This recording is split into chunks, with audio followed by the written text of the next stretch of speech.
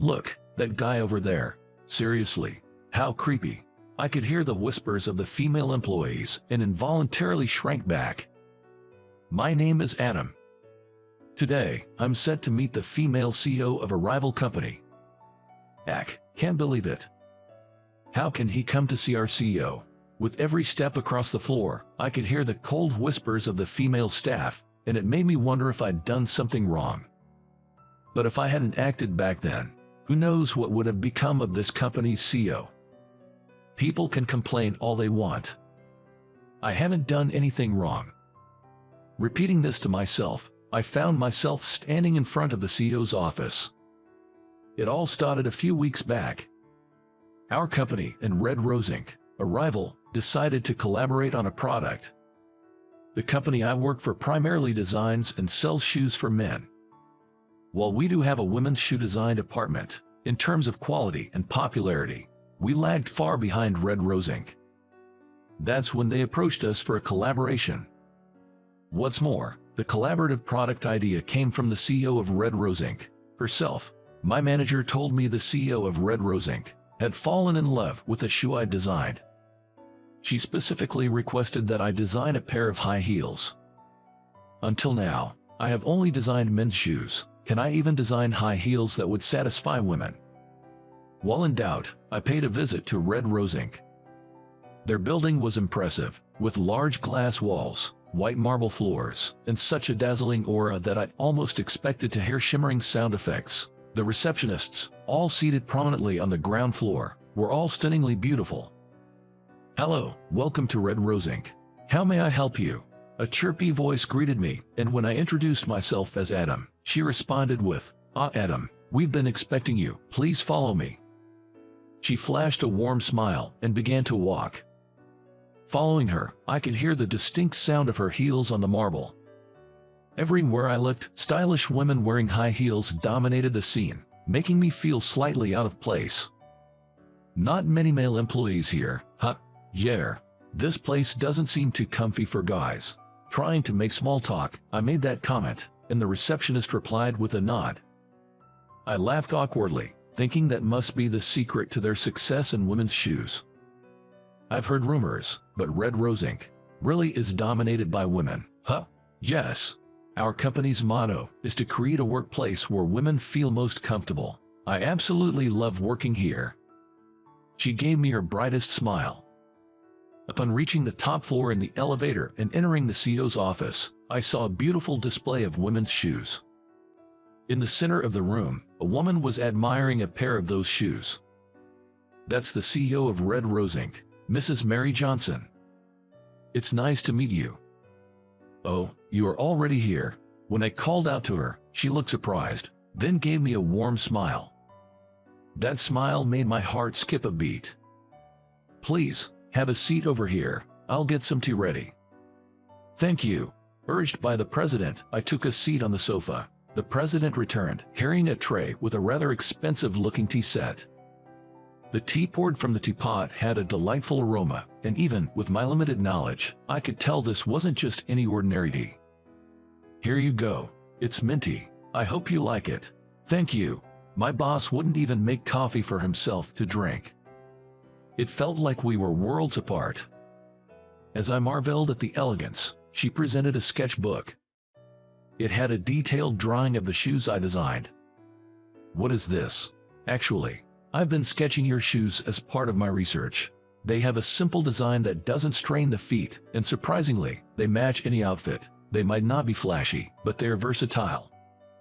I would like to create shoes that look good on anyone, and stand out wherever they go. That's my goal." "That's wonderful." Her eyes lit up. Maybe I got a bit carried away by her enthusiasm and said something slightly embarrassing. Just as I thought that, she took my hand and squeezed it firmly. "Please design shoes for our company. They don't have to be flashy. Shoes that look good on anyone, no matter what they wear." She seemed a bit excited, her voice raised. It's a privilege to work with someone like that. However, I still had some concerns. I couldn't let them go unspoken, so I voiced my concerns. "Your company is popular among women for its shoes. I believe you have many talented designers who understand women's desires. We do have a lot of talented designers, but their sensibilities don't align with the current concept. They only look at selected people. They think only beautiful women should enjoy fashion. There was a time I too pursued beauty above all, but that's not enough. Every woman has the right to enjoy fashion. I recalled the stylish women I saw on my way to the president's office and found myself nodding in agreement. When I asked them to design shoes that would fit any woman, they scoff, saying it's the fault of those who don't make an effort to look beautiful. That's pretty harsh. I felt a bit sorry for the downcast CEO. No matter how beautiful someone is, making such a statement is off-putting. So, why did you choose me? Your shoes are wonderful. They have a charm that we lack. Shoes that anyone can wear and feel stylish. Your shoes have given me back my passion, which I had almost lost. The smiling president looked very attractive. Who wouldn't be motivated by such praise? All right, let's create the best shoes together. I replied with a smile, and she beamed back at me. Little did we know then that a huge commotion was about to unfold. A few days later, I visited the Red Rose for another meeting with Mary. Mary, it's Adam. Upon reaching her office and knocking on the door, I felt something was off. Usually, Mary would greet me with enthusiasm, but there was no reply. Sorry, coming in. With a feeling of unease, I entered her office and found Mary lying face up on the floor. Mary, I rushed to her, but she didn't move an inch. Hoping against hope, I placed my ear to her chest, but there was no heartbeat. I felt the blood drain from my face. My hands were shaking, but I remembered the AED training I had during a certification course and quickly called the secretary's desk. What? Mary's collapsed. Please call an ambulance right now, and if there's an AED, bring it. I quickly instructed the secretary on the phone and tried CPR on Mary. But her heart didn't budge. Darn it, is it too late? Sorry, I've brought it. The secretary arrived with the AED. Thank you, Mary, I'm so sorry. As I lifted Mary's clothing to attach the AED, the secretary nearby exclaimed, "Oh my," and covered her face with her hands, blushing deeply. But there was no time to worry about that. I immediately attached the AED to Mary's chest and activated it, causing her body to jolt with a loud zap. Still, there was no change. Panicking, I followed the AED's voice instructions and activated it again. After another loud jab, Mary started breathing with difficulty. Mary, are you okay? Please don't move. After confirming her breathing, I gently covered her with my coat. Just as I was about to ask the anxious secretary if the ambulance was on its way, I heard sirens. Can you show the paramedics in when they arrive? Yes. She rushed out of the room to guide them. Later, Mary was transported to the state hospital. Mary later contacted me to say that she had a pre-existing heart condition and had collapsed after a seizure. Thanks to the quick response, she was told she could be discharged soon without any lingering effects. Hearing that, I breathed a sigh of relief. However, the next day, Adam, what on earth have you done? Waiting for me as I arrived at the office was the manager with a displeased look on his face. I was summoned first thing in the morning and yelled at, but I had no idea what it was about. I hadn't done anything. There was a request from Red Rose to cancel the current collaboration project. Is it because Mary collapsed? No, they say it's because you did something inappropriate to Mary. Inappropriate. Hearing that made me think of the previous day's event. I had indeed lifted Mary's shirt to use the AED. But that was to save Mary's life. I didn't do it with any guilty conscience. So, I hear you lifted Mary's shirt to use the AED. They're suggesting you might have done that just because you wanted to. That's outrageous. Anyway, Mary needs to rest now. Reflect deeply on this and stay away from Red Rose. I was so frustrated, I clenched my back teeth. Mary and I had gone through numerous meetings over the past few weeks, tweaking the design I came up with.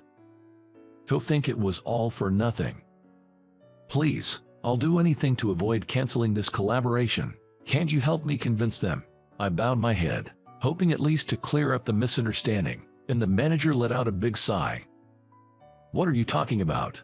Even if the AED incident hadn't happened, the collaboration couldn't go on after Mary collapsed. This project needs her personal supervision. But Mary's direction is already reflected at this point. If I take the lead, understanding her will and the purpose of the collaboration, I can see it through. I remembered how she smiled when she saw my design drawings. I am sure she will be the saddest if the project falls through here. I just couldn't let that happen. Even so, it's a request from them. There's nothing I can do. This can't be. The manager turned his back on me to end the conversation. Just then, his cell phone rang. Who could that be at this time? At Mary. He stood up with a loud noise, taking the call in a flustered manner. Yes, so the project will continue, correct? Understood. I nervously paced, overhearing the conversation and seeing the manager nodding profusely on the phone. When he finished the call, he turned to me with a beaming smile. It seems there was a misinformation.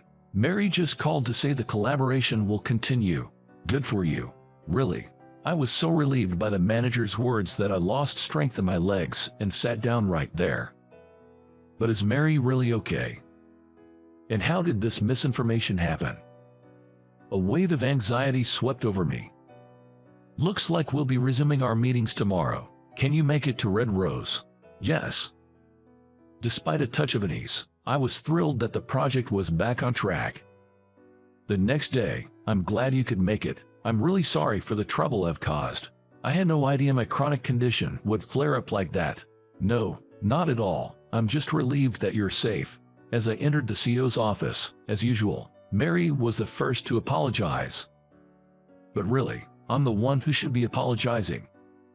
Even though it was a misinformation, there must have been real concerns about the AED incident and suggestions to scrap the project altogether. Despite the emergency, I had caused her trouble. I'm truly sorry about the AED incident. It seems some of our employees were upset. Upset because you saved me. I was taken aback when Mary showed her anger and then made a call to someone inside the company. So, the project mishap wasn't just a misinformation, was it? Gather everyone in the hall immediately. I have something to say directly. Gone was her usual calm demeanor. I was shocked by the sight of Mary raising her voice. Sorry, I need to take care of something. Should I? I'll be back in about an hour. Can you wait for me? Yes, of course. Mary left the room with a look of apology on her face. Months later. We did it. We finally succeeded. We had managed to create a prototype of the high heels. The heels were modest in height, and we used a beautiful wine red color. They're beautiful. I've always wanted something like this. Mary sighed dreamily as she looked at the shoes on display. She really does love shoes. That day, Mary held an urgent staff meeting to clear up the misunderstanding about me regarding the AED. She explained that I hadn't lifted her clothes with any ill intent. I was quite surprised when some employees apologized to me after the meeting, but I was glad the misunderstanding was cleared. They were probably just jealous of your talent. You think so? I wonder if I'm really such a talented designer to be envied. I don't know about that, but what's certain is that shoes must be designed with the wearer in mind. Maybe they just didn't understand that essential point. Would you like to try on the prototype? It's exactly your size. Really? Mary's face lit up at my offer. She took off her black pumps and slipped on the wine red high heels on display. Wow, these are much more comfortable than they look. Watching her walk around the room in the high heels, I felt relieved that this project had finally come together.